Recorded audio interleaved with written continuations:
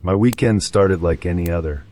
I finished my shift at the warehouse, clocked out, and headed straight to my buddy Mark's place. A few of us were supposed to carpool from there to a small music festival a couple of hours out of town. It was one of those small, independent things, a few local bands, cheap beer, camping in a field. The perfect cheap weekend getaway. When I got to Mark's apartment, he was still packing, throwing clothes into a duffel bag with his usual last-minute chaos. His roommate, a quiet guy named Darren, was sitting on the couch watching TV. I'd only met Darren a few times. He was an odd dude, kept to himself, worked from home doing some kind of data entry. He always seemed a bit off, but he paid his half of the rent on time, so Mark didn't care. "Darren, you sure you don't want to come?" Mark asked, zipping up his bag. Darren just shook his head without taking his eyes off the screen. "Nah, I'm good. Got a lot of work to catch up on." That was his excuse for everything. The three of us, me, Mark, and our friend Chloe, piled into my car around 7 on Friday evening and hit the road. The festival was pretty much what we expected, muddy, loud, and fun. We spent the night drinking around a bonfire, listening to a surprisingly good punk band, and eventually crashed in our tents around 3 a.m. The first weird thing happened on Saturday afternoon. I was in the middle of a crowd, watching some band, when my phone buzzed in my pocket. It was a text from an unknown number. I opened it. It was a single picture, a photo of the front of Mark's apartment building, taken from across the street. I stared at it for a second, probably just a wrong number. I deleted it and didn't think much of it. An hour later, another buzz. Same unknown number. This time, it was a picture of the lobby of Mark's building. The angle was from near the mailboxes, looking towards the elevator. "Hey, check this out," I said, showing my phone to Mark. He frowned. "That's my lobby. Who's that from?" "No idea. Wrong number. Kinda weird, though." "Yeah, creepy," he said, then immediately got distracted by the band starting another song. But a little seed of unease had been planted. It was just a coincidence, I told myself. A weird one, but still. The sun started to set, and we headed back to our campsite to make dinner. As I was trying to light our small portable stove, my phone buzzed again. Another picture. This one was taken from inside the elevator in Mark's building. It was a shot of the panel, with the button for the 4th floor, Mark and Darren's floor, lit up. "Okay, this is getting weird," I said, my voice tight. I showed the picture to Mark and Chloe. "What the hell?" Chloe said. "Is this some kind of prank?" "Who would be pranking us?" Mark asked. "And how would they get in the building?" We all looked at each other. The only other person who knew we were here was Darren. "You think Darren is messing with us?" "Why would he do that?" "It's not funny," Mark said, shaking his head. "Besides, he hates going out. Why would he be sending us pictures of the elevator?" We tried to call the number, but it went straight to a generic voicemail. The unease was growing, turning the fun, carefree vibe of the festival sour. Every time my phone buzzed after that, we all flinched.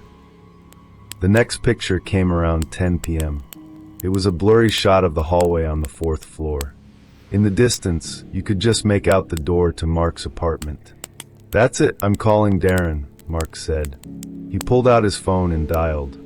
We all listened as it rang. No answer. Straight to voicemail. "He always has his phone on," Mark said, a note of real worry in his voice now. "He never misses a call." We were officially freaked out. The music and the laughter from the festival around us seemed distant and hollow.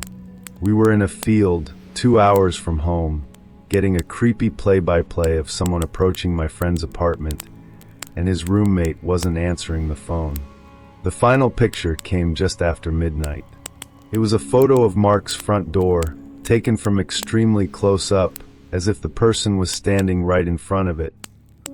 We were too drunk to drive back, and calling the cops wasn't an option.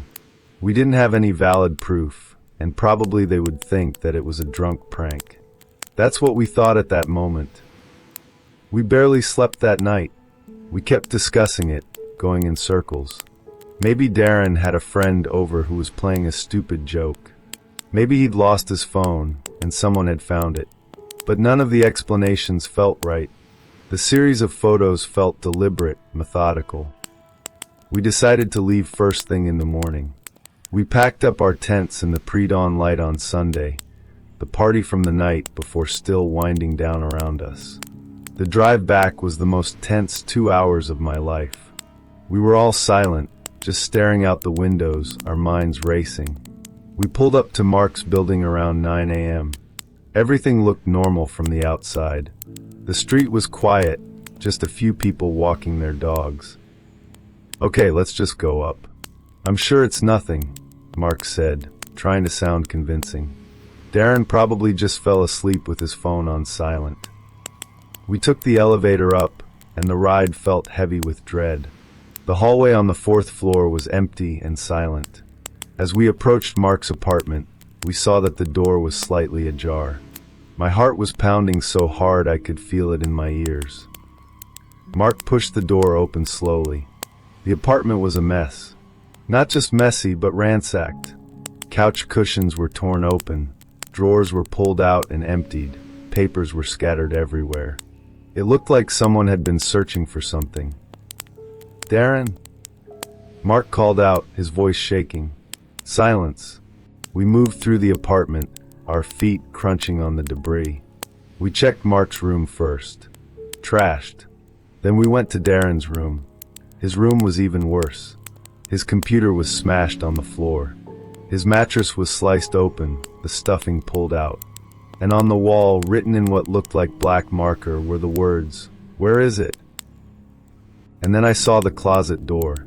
It was closed, but there was a dark, reddish-brown stain seeping out from under it. None of us said a word. We all knew what it was. Mark looked like he was going to be sick. He stumbled back, his face pale. I was the one who reached out and slowly, with a hand that felt like it belonged to someone else, opened the closet door. Darren was inside. He was slumped on the floor, his back against the wall. His eyes were open, staring blankly at nothing. He had been stabbed. Multiple times. His work clothes were soaked in blood. The pool on the floor was still tacky. Chloe screamed. It was a raw, guttural sound that seemed to break the spell of silence that had fallen over us. I slammed the closet door shut, my mind reeling. I grabbed Mark and Chloe and pulled them out of the apartment, out of the building, and onto the street. The rest is a blur of police sirens, flashing lights, and the metallic taste of fear in my mouth. We spent the entire day talking to detectives. They told us there were no signs of forced entry. Whoever had done this had a key, or had been let in. They traced the number that had been texting me. It was a burner phone, bought for cash at a convenience store a week earlier. They never found it. The police think it was about Darren's work. They found encrypted hard drives in what was left of his room. They think he was involved in something heavy, something that got him killed. They think the people who killed him were looking for something he had, and they ransacked the apartment trying to find it. And the pictures? The cops think the killer or killers sent them to Mark's phone, thinking he was Darren. They were a form of psychological torture, letting him know they were coming, that they were getting closer. But they got the number wrong. They got me instead. A wrong number that made me an unwilling witness to the last hours of a man's life. It's been a few months now. Mark moved out of that apartment, of course. He's staying with his parents. Chloe and I still have nightmares. I think about it all the time. That feeling of being at the festival, surrounded by people, having fun, while somewhere else this slow, methodical, terrifying countdown was happening. We were watching a horror movie unfold in real time through my phone, and we didn't even know it until it was too late. The weekend that was supposed to be an escape turned into something that I'll never be able to escape from.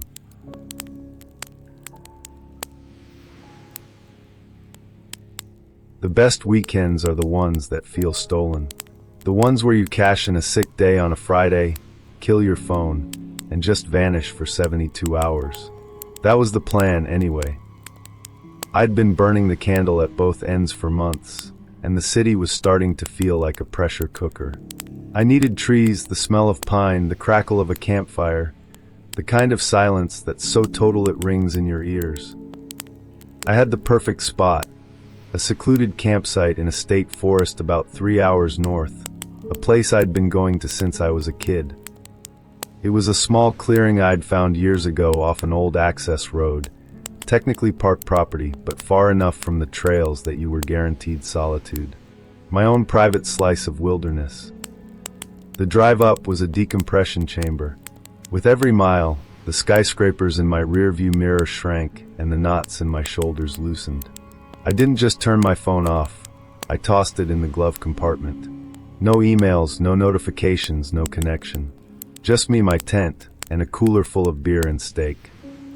By late afternoon, I was set up.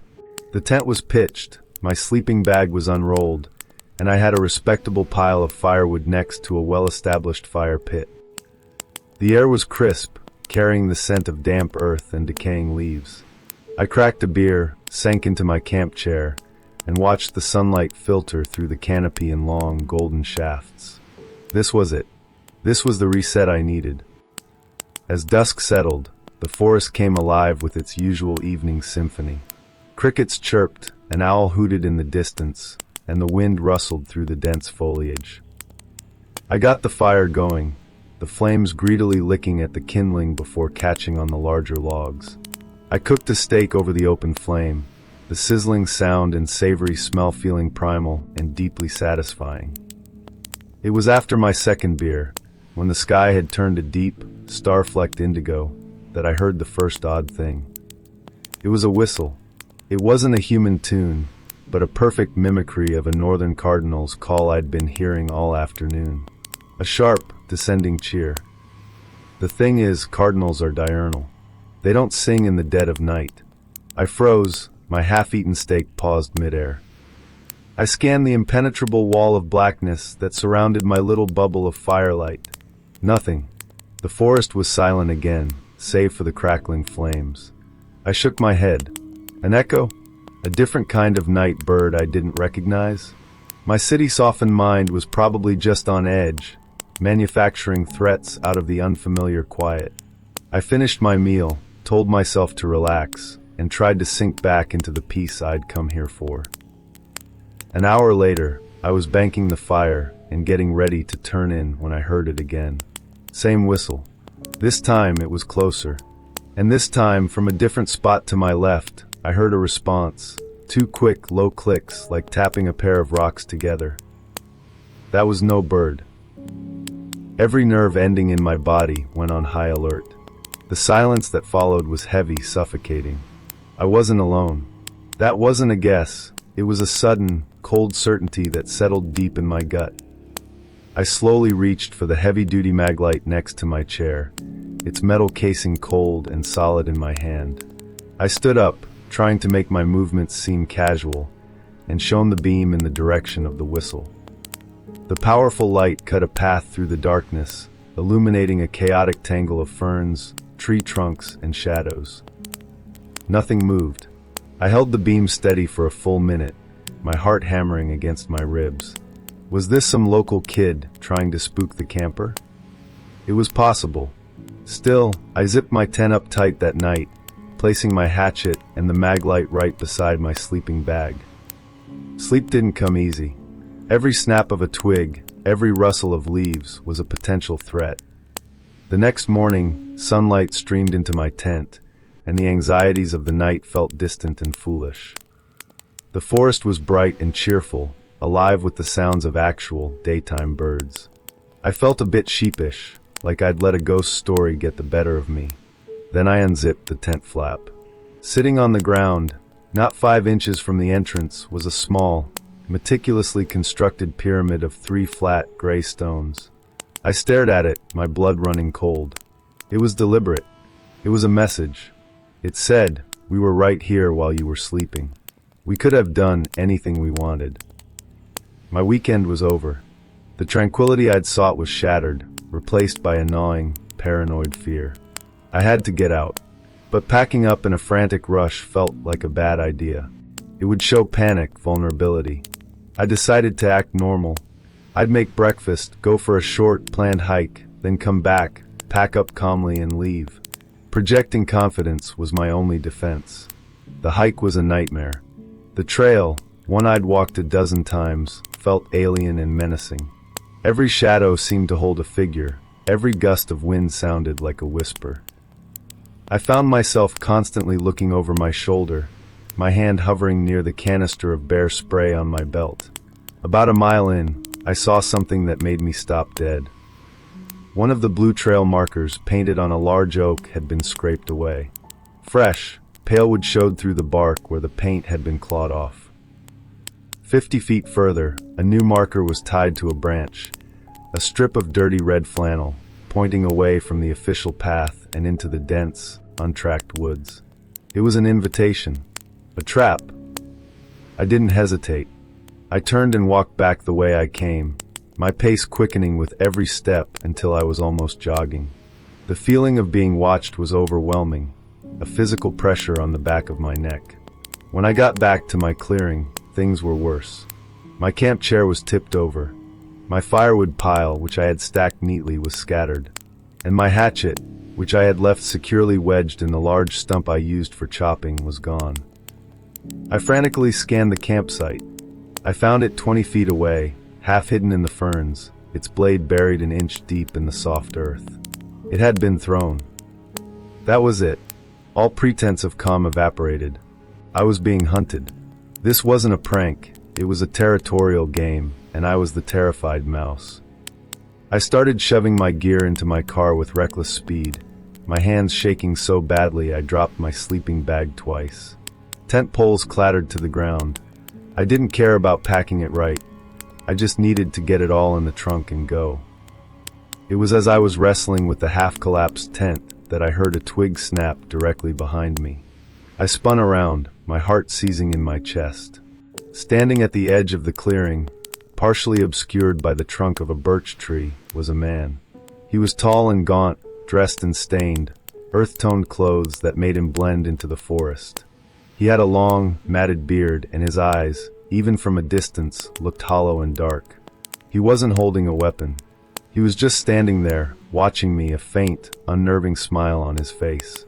For a moment, we were frozen in a silent standoff. Then, from the woods on the other side of the clearing, a second figure emerged. This one was shorter, stockier, but moved with the same unsettling, silent grace. They weren't speaking. They were just flanking me, closing the trap. I abandoned everything. I left the half-packed tent, the cooler, the tipped-over chair. I just grabbed my keys from the stump and scrambled for the driver's side door of my car. As my fingers closed around the handle, I heard the whistle again, the cardinal's call, sharp and clear in the afternoon air. It was a signal. I threw myself into the car, jamming the key into the ignition. The engine roared to life, and I slammed the car into reverse, not even looking as I peeled out of the clearing, gravel spitting from under my tires. I swerved onto the access road, my gaze fixed on the rearview mirror. They were both standing in the middle of the road now, side by side, watching me flee. They weren't running. They weren't chasing. The one with the beard slowly raised a hand and gave a single, lazy wave goodbye. I drove with the gas pedal pressed to the floor, my knuckles white on the steering wheel. I didn't slow down, didn't stop, didn't even breathe properly until I hit the paved highway and saw other cars, other people. I never reported it. What would I say? That two men whistled at me and moved my hatchet? That they built a little stone pile? The police would have thought I was crazy. But I knew. It wasn't about what they did. It was about the absolute certainty of what they could have done, and the chilling, playful patience with which they made sure I knew it. My quiet weekend had been stolen, and in its place was a memory that would ensure I never sought that kind of solitude again.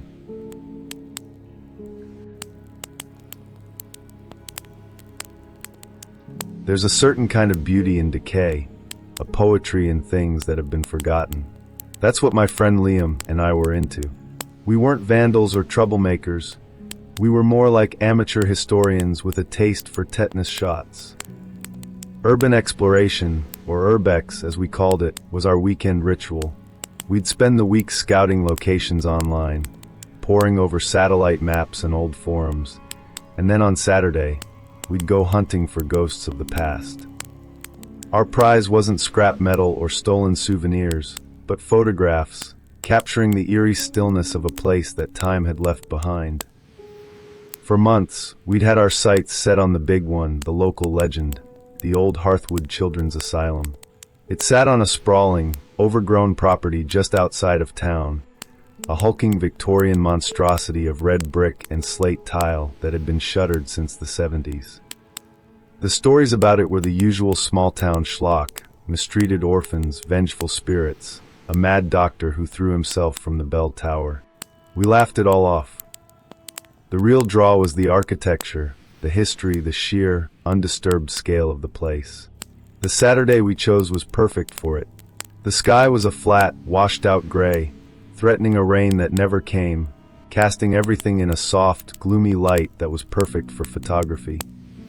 We parked my beat-up Civic about a half-mile down the road, not wanting to draw attention, and made our way through a stretch of woods that bordered the asylum's property. Seeing it up close was breathtaking. The building loomed over us, windows like vacant eyes, ivy crawling up the brick like green veins. It was a beautiful, Gothic corpse of a building. We did a slow lap, our camera bags slung over our shoulders, the weight of our gear a comforting presence. Getting in was surprisingly easy. A large window leading to what looked like a cellar kitchen had long since been smashed in, the frame rotted away. After a quick check to make sure no one was around, Liam went first, dropping into the musty darkness with a soft thud. I passed our bags down and followed. The air inside was thick and cold, heavy with the smell of damp plaster, mildew, and ancient dust. It was glorious. Our flashlights cut through the gloom, revealing a cavernous kitchen with hulking, rust-eaten ovens and overturned steel tables. For the first 2 hours, it was an Urbex dream. We moved from the kitchens up to the main floor, our footsteps echoing in the vast, silent halls. We found the main ward, a long, narrow room with dozens of small, rusted iron bed frames lined up in perfect, haunting rows. The peeling paint on the walls hung down in long strips like shed skin. In the playroom, a solitary rocking horse sat in the middle of the floor, its painted-on smile a cheerful, grotesque mask in the gloom. We shot roll after roll of film, speaking in hushed, reverent tones. It was on the second floor, in what we figured was the West Wing, that the feeling of the place began to shift. It started with small things, tiny inconsistencies that pricked at the back of my mind. In a long, dust-choked hallway, I noticed a single, surprisingly clean patch on the floor, as if a heavy box had been sitting there until very recently. In one of the small patient rooms, Liam found a modern, brightly colored candy wrapper tucked behind a radiator. "Guess the ghosts have a sweet tooth," he joked, but his laugh sounded a little hollow. We hadn't seen another soul, not even signs of squatters. No graffiti, no beer cans, no makeshift beds. Just that one pristine candy wrapper. We pushed on, our excitement now tinged with a thread of caution. We found the administrative wing, a series of offices with frosted glass doors, the names of forgotten doctors still faintly stenciled on them. Most were unlocked, revealing rooms filled with rotting file cabinets and collapsed desks. But one door at the very end of the hall was different. It was a heavy modern steel door, completely out of place with the decaying wood and peeling varnish of the others. A thick, industrial-grade hasp had been bolted to the frame, secured with a heavy, brass-colored padlock that glinted in our flashlight beams. It looked new. "Well," Liam whispered, his voice echoing slightly, "looks like we found the final boss." A normal person would have turned back. Every instinct was telling us that this door was locked for a reason, that it was a clear sign we should leave. But we were young, arrogant, and our curiosity was a sickness. We'd come this far. We had to know what was behind it. "You brought the persuader, right?" I asked. Liam grinned and unzipped his bag, pulling out a small crowbar. Gentle persuasion only. It wasn't gentle. The hasp was thick steel, and the bolts holding it were sunk deep into the solid wood frame. For 20 minutes, we took turns wrenching at it, the screech of protesting metal a sacrilege in the dead quiet of the asylum. Our grunts and curses were the only other sounds. Finally, with a sharp, explosive crack, 2 of the bolts ripped free from the wood. The lock and hasp hung uselessly. The door was open. We paused, breathing heavily, our hearts pounding from the exertion and a sudden, sharp spike of apprehension. I pushed the door open. It swung inward with a low groan into absolute, pitch-black darkness. A wave of air washed over us, and it was wrong. It wasn't the musty, damp smell of the rest of the asylum. It was a sterile, chemical smell, a mix of bleach and something else, something cloying and faintly metallic. I raised my flashlight and shone it into the room. Liam did the same. The beam sliced through the black, and my breath caught in my throat. This room wasn't abandoned. The floor was bare, swept concrete, impossibly clean. The walls were covered in thick, dark gray panels of sound-dampening foam, the kind you'd see in a recording studio. They looked professionally installed. In the exact center of the room sat a single, straight-backed wooden chair. It was old, like it belonged to the asylum, but it was positioned with an unnerving purpose. On the floor, just next to one of the chair's legs, was a circular iron grate, a drain. Then I saw the corner. Leaning against the wall was a mop and a bucket. Next to them was a large, neatly folded roll of thick, clear plastic sheeting, like a painter's drop cloth. And next to that, scattered on the clean concrete, was a small collection of Polaroid pictures. A cold, heavy dread settled in my stomach. Liam was frozen, his flashlight beam fixed on the drain. I took a hesitant step into the room, my boots feeling loud on the concrete. I crouched down and picked up one of the Polaroids. The world tilted. My vision swam. It was a picture of a young man, probably my age, tied to the very chair that sat in the middle of the room. His wrists and ankles were bound with thick, silver duct tape. Another piece was stretched brutally across his mouth. His eyes, wide and reflecting the camera's flash, were filled with a kind of primal terror I had never seen in my life. It was a pure, undiluted horror that went beyond just fear. My hands started to shake. I dropped the photo as if it had burned me and snatched another. A different person, a young woman, same chair, same tape, same eyes. I scrambled through the half-dozen photos, a slideshow of abject terror. I looked at the white strip at the bottom of one. It was date-stamped, from 2 weeks ago. Alex, Liam's voice was a choked whisper. He was pointing his light at the floor around the drain. Now that I was looking, I could see it clearly. Dark, reddish-brown stains spattered on the concrete, scrubbed and bleached but still visible, like stubborn ghosts of a terrible violence. This wasn't a ghost story. This wasn't a place of forgotten memories. It was a place of fresh ones. This was a torture chamber, an execution room. As that realization crashed down on me, we heard a sound from outside. The low rumble of an engine, followed by the distinct crunch of tires rolling over the gravel of the asylum's long, winding driveway. A car was coming. Someone was here. Panic, pure and absolute, exploded in my chest. We had broken into a killer's workshop, and he was coming home. We didn't think. We just ran. We scrambled out of the room, leaving the broken door swinging wide, and sprinted back down the dark hallway. Our heavy boots, which had felt so quiet and careful on the way in, now sounded like thunderclaps. Outside, we heard a car door slam shut. It was followed by a heavy, rhythmic thump, and then a drag, as if someone was pulling something heavy out of a trunk. "This way!" I yelled, my voice cracking. We pounded down a flight of stairs, our flashlight beams dancing manically over the decaying walls. We heard a shout from behind us, a deep, guttural roar of pure rage. He knew. He'd seen the broken door. He knew someone was in his sanctuary. We vaulted over collapsed furniture, and pushed through stiff, jammed doors, navigating the labyrinth of the ground floor on pure adrenaline. We reached the top of the cellar stairs and practically fell down them, landing in a heap in the dusty, dark kitchen. Behind us, we could hear him, his footsteps heavy and fast, getting closer. I threw myself at the broken window, not caring about the jagged edges of glass still stuck in the frame. I felt a sharp pain as a shard sliced my arm, but I barely registered it. I hauled myself through and fell onto the soft, wet earth outside. Liam was right behind me. We didn't look back. We sprinted across the overgrown lawn, past the skeletal remains of a rusted swing set, and plunged into the relative safety of the woods. We ran, crashing through underbrush, branches whipping at our faces, the man's furious, incoherent screams chasing us through the trees. We didn't stop running until our lungs were on fire and the asylum was long out of sight. We finally stumbled back to my car, gasping for air, covered in dirt and scratches, my arm bleeding freely. I fumbled with the keys, my whole body trembling uncontrollably.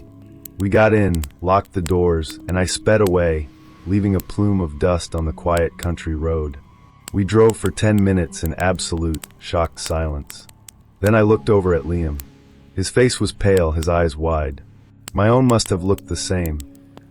In the frantic, mindless panic of our escape, I had shoved one of the Polaroids into my jacket pocket.